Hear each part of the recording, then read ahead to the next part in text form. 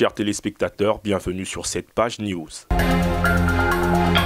En page internationale, nous parlerons de la crise des immigrés devant l'Office des étrangers à Bruxelles, en Belgique. Sous un ciel gris et de pleuvidements, c'est depuis une dizaine de jours que ce camp de réfugiés de fortune a été mis en place en face du bureau de l'Office des étrangers de Belgique. Dans ce camp se confondent des réfugiés venus pour la plupart de Syrie, d'Irak et de la Somalie. Tous attendent une réaction des autorités belges suite à leur situation. Dans ce parc situé à la gare du Nord à Bruxelles, tout a été ménagé par un certain nombre de bénévoles pour le bien-être de ces déplacés. Comment vous organisez-vous pour l'accueil des réfugiés? Alors, je vais vous expliquer l'historique brièvement. Tout est parti de l'idée d'avoir un groupe Facebook, parce que quand on est arrivé sur place, on s'est aperçu que le gouvernement n'avait rien pris en charge. Donc, on a lancé une page Facebook d'appel au soutien et à la solidarité. Et de ça est née toute cette solidarité que vous voyez aujourd'hui. Donc petit à petit, on a construit un camp avec des médecins, des sanitaires, une école mobile, un petit cinéma maintenant, une cuisine qui, vous voyez, tourne à fond toute la journée. Et on accueille les réfugiés un à un, comme on peut. On a des gens qui s'occupent de les placer dans des tentes, on prend leur nom. Là, ça fonctionne comme ça. Pensez-vous que vous avez suffisamment de moyens pour pouvoir contenir cette masse de réfugiés ? Pour l'instant, comme vous pouvez le voir, tout se passe plutôt bien, même mieux que prévu. Et grâce vraiment à la solidarité des Belges, à qui on dit encore une fois merci. Des gens qui habitent la Belgique, parce qu'on a un élan de solidarité qui rend tout ça possible. Et on a besoin d'eux, on va continuer à avoir besoin d'eux, parce qu'on pense que ça va durer. On a besoin d'eux sur la durée. Ouais, cette contenance de réfugiés ne se passe pas sans difficulté. Est-ce que vous pouvez nous dire quelles sont les difficultés que vous rencontrez lors de l'accueil des réfugiés? Il y a aussi ce problème de langue, il y a aussi ce problème de fatigue. Et comment vous arrivez à subvenir à contourner cette difficulté? Mais on a beaucoup de chance, on a beaucoup d'interprètes arabes qui se sont présentés. Donc on travaille par équipe de 2. On envoie chaque fois un bénévole et un interprète. Comme ça, on arrive vraiment à avoir des bons contacts avec eux. Alors la fatigue, s'ils vont vraiment pas bien, elle est gérée par Médecins du Monde, s'ils ont vraiment des soucis de santé. Et puis on a aussi des psychologues présents qui parlent arabe, parce qu'on a fait un appel à ces gens-là.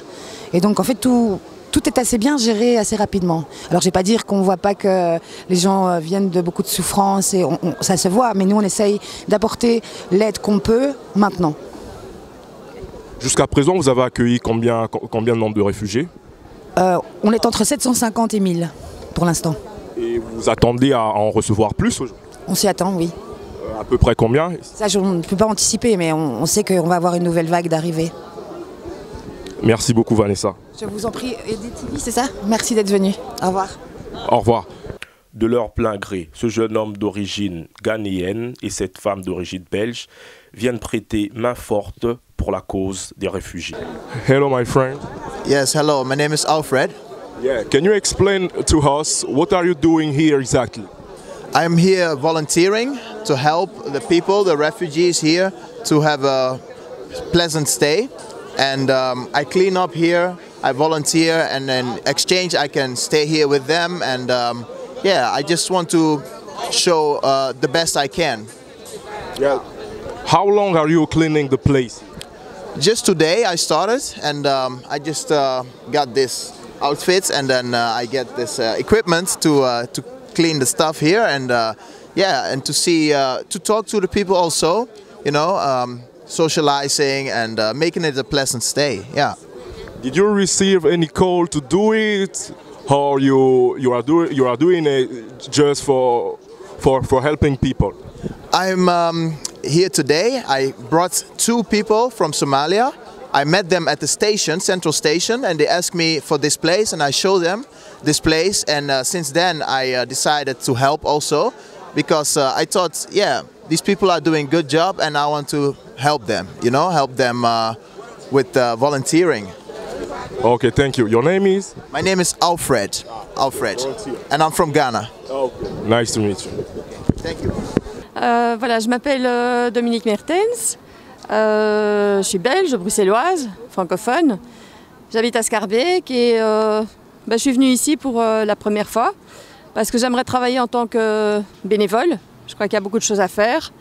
Donc j'ai découvert le centre ici avec tous les réfugiés et je trouve que c'est très très bien organisé.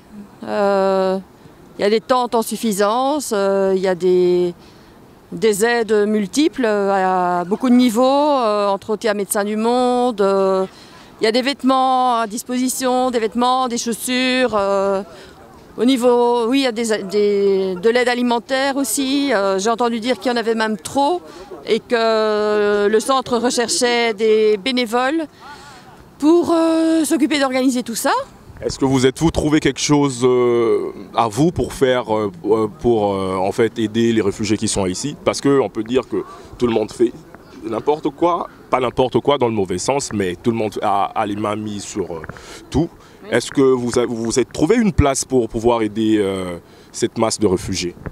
Ben justement, là, c'était mon but de venir ici sur place pour obtenir une réponse assez rapidement et trouver quelque chose. Je dois vous dire que ça fait plus d'une semaine que j'ai entendu parler de ça et que j'ai essayé par téléphone et bon, j'ai eu des portes closes. Bon, mais finalement ici, ça a été de nouveau un petit peu le parcours du combattant, mais je pense avoir trouvé quelque chose d'intéressant. J'ai réussi à avoir un bon contact avec Médecins du Monde ici sur place et je suis dans leur base de données et donc j'ai un contact avec une personne qui a promis de me recontacter demain ou au plus tard après-demain. Donc on peut dire que vous êtes disponible à tout moment pour les réfugiés. Oui, tout à fait. Tout à fait. Ouais, on voit là quelqu'un de grand cœur. Bah, si vous le dites, oui. Alors, merci beaucoup. Un peu plus loin dans le camp, nous pouvons voir des slogans comme ceux-ci, collés par des sans-papiers qui espèrent une régularisation de leur situation. Et sur une tente, nous apercevons une école pour accueillir des enfants ainsi que des adultes, eux aussi assoiffés d'éducation. Alors je suis française d'origine et je suis belge depuis 2 ans puisque ma petite fille est franco-belge. Et quelles sont les fonctions que vous remplissez ici ? Vous savez, je n'ai pas de fonction particulière, tout le monde a des fonctions ici, c'est un groupement citoyen où tout le monde se prend en charge et à tour de rôle assume toutes les fonctions possibles et imaginables. Nous voyons que c'est une école, est-ce que vous pouvez nous dire comment est-ce que vous êtes organisé pour mettre en place cette structure ? Alors, d'abord c'est tout récent, nous avons monté cette tente seulement samedi après-midi. Et elle est fonctionnelle depuis aujourd'hui parce qu'il a fallu trier, il a fallu ranger, on n'avait pas de matériel, donc on a fallu recevoir énormément de dons qu'il a fallu organiser. Et en fait, c'est la première journée où on est efficace. Mais la population des tentes n'est pas encore au courant de l'existence de cette structure. Donc notre premier souci, c'est déjà de les inviter à venir avec leurs enfants. Ça commence à venir. Et puis d'organiser effectivement en fonction des enfants, des âges, parce que c'est différent en fonction des âges, des diverses activités. Jusque-là, vous avez accueilli combien d'enfants ? Ce matin, on a dû accueillir une 20aine d'enfants. Seulement, mais cet après-midi, je pense qu'on en aura beaucoup plus. Et les cours seront dispensés en quelle langue? En arabe? On a, c'est ça qui est bien, nous avons des animateurs qui sont néerlandophones, francophones et qui parlent arabe aussi. Moi, c'est pas mon cas, mais il y a beaucoup d'animateurs qui parfois maîtrisent même les 3 langues. Pensez-vous qu'avec les difficultés qu'ils ont traversées, pensez-vous qu'ils sont prêts à se donner directement à la vie d'écolier? Vous ne pouvez pas imaginer à quel point ils sont demandeurs. Vous n'avez pas idée de la demande de ces enfants qui sont venus. On était en train d'installer la tente. Ils étaient déjà là, il y en avait qui étaient là en disant « Quand est-ce que ça va commencer? Quand cela va-t-il commencer ?» Ils sont très demandeurs. Et sous cette tente, vous prévoyez accueillir combien d'enfants à peu près? C'est une tente qui fait 32 mètres carrés.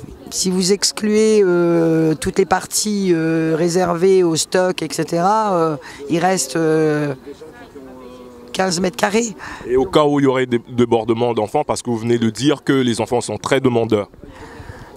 On verra. On va réagir au fur et à mesure. Il y a des tentes qui se sont ajoutées parce qu'il n'y a pas que les enfants qui sont demandeurs. Les adultes sont demandeurs aussi. Donc vous voyez, on a monté cette tente-là pour les adultes. Mais on s'organise au jour le jour. On n'en appartient à aucune association. Et c'est un mouvement personnel, un engagement personnel. Et là, ça vient de tous les côtés. C'est extraordinaire. Merci beaucoup, madame. Je vous remercie beaucoup. Enfin, nous sommes allés à la rencontre de Alman, qui nous sert d'interprète, lui aussi demandeur d'asile depuis des mois, à la rencontre d'Adil, un réfugié venu d'Irak, qui nous raconte sa misère. Yes, can you ask him how is going, is coming, till he's coming here, how is going his situation?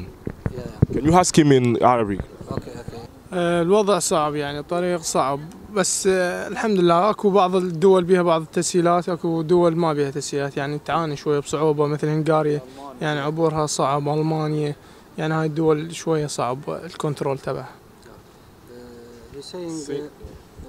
He's saying some of countries is easy to pass border and some is very difficult like Hungary. Okay. Ask him, does he think that in Belgium it's very easy to obtain that he'll need? لا لسه انا توني واصل يعني صار يومين واصل بعدنا ما شايفين شيء يعني ما حصلنا شيء اللي متوقعينه. He was a new refugee and you hope to obtain everything but you yet not got all he need.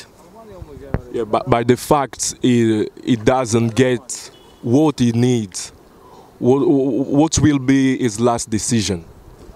يعني يقول إذا ما حصلت الشيء اللي تريده شنو قرارك يعني تبقى لو تغادر؟ لا ما حصلت شيء اللي أريد طبعا ما أبقى يعني ماكو شيء من الرحلة تعب بلاش. He telling if he don't obtain that he need he will leave Belgium. Yeah, does he think that Belgium is doing everything he wants, or the Belgium country is making long time to respond in all that he needs?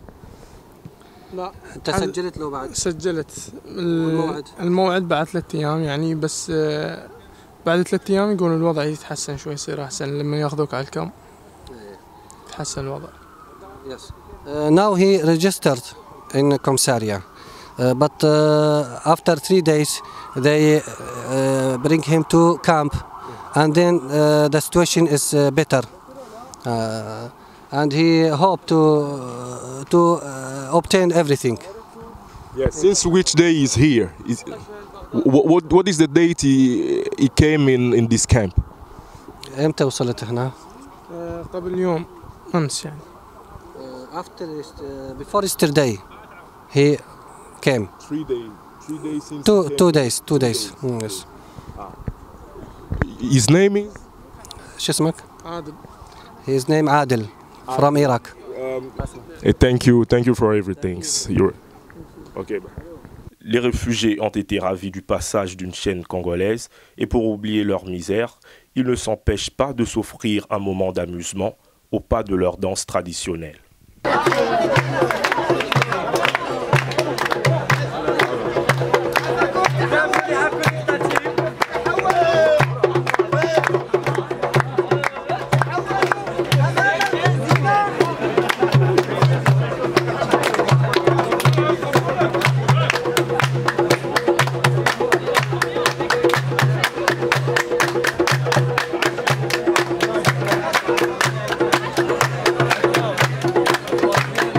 C'est la fin de cette édition de Page News.